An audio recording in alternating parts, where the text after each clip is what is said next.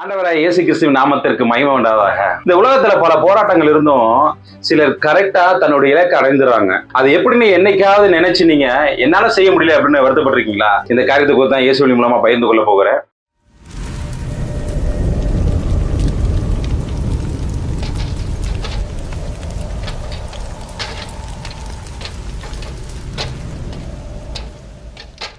வேதத்திலிருந்து ஒரு வசனத்தை காண்பிக்கிறேன். மத்தேயு 14வது அதிகாரம் 28, 29. பேதுரு அவரை நோக்கி, ஆண்டவரே, நீரே ஆனால் நான் ஜலத்தின் மேல் நடந்து உம்மிடத்தில் வர கட்டளையிடும் என்றான்.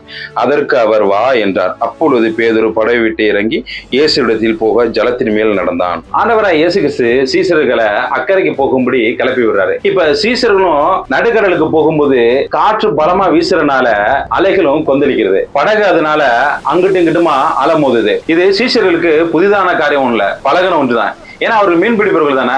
இது போல பல பலத்த காட்சி அவர்களை பார்த்திருப்பார்கள். இப்ப இயேசு கடல் மேல் நடந்து வர்றதை பார்த்துட்டு அத்தனை சீஷர்களும் கலங்கி அலறாங்க. உடனே இயேசு, ஏப்பா பயப்படாதீங்க, நான் உங்க இயேசு அப்படின்னு சொன்னதும் பேதுரு சொல்றாரு, ஆண்டவரே, நீரே ஆனால் இந்த தண்ணீருக்குள்ள நடந்து உம்மிடத்து வர கட்டளையிடும் அப்படின்னு சொல்ல இயேசுவும் சரி வா அப்படின்னு சொல்றாரு. இவரும் உடனே நடந்து போறாரு. பக்கத்துல போனதும் காற்று பலமா இருக்கிறத கண்டு பயந்து தண்ணீருக்குள்ள மூழ்கிறாரு. இங்க பேதுருடைய இலக்கு யாரு? ஆண்டவராகிய இயேசு. இவர் நடக்க நினைத்து ஏன் இயேசு எடுத்து போக முடியல அப்படின்னா, யூ நோ வை? அங்கே ஆண்டவராகிய இயேசு கிறிஸ்து சத்தம் மட்டும் கேட்கல, படகுடைய சத்தம் கேட்டுச்சு, சீசர்களுடைய சத்தம், அலைகளுடைய சத்தம், காற்றுடைய சத்தம், இவையெல்லாம் பேதுருக்கு அதில் விழுந்தது. ஆரம்பத்தில் தன் இலக்காகிய இயேசுவின் சத்தத்தை கவனித்த நடக்க ஆரம்பித்த பேதுரு போக போக மற்ற சத்தத்தையும் கவனித்தார். தண்ணீருக்குள் மூழ்கினார். பழகின காற்றின் சத்தம் தான், ஆனா அதன் மேல கவனம் வைத்தனால அது பலமாக தெரிந்தது. விளைவு, பேதுரு பயந்து நடப்பதை பாதியில விட்டு விட்டார். நீங்க உங்க இலக்கை அடையாம போவதற்கு காரணம் உங்களை சுற்றி இருக்கக்கூடிய எல்லா சத்தங்களையும் கவனிப்பதால். அது ஸ்ட்ராங் ஆகுது, நீங்க வீக் ஆகுறீங்க. அது என்ன சத்தம் தெரியுமா?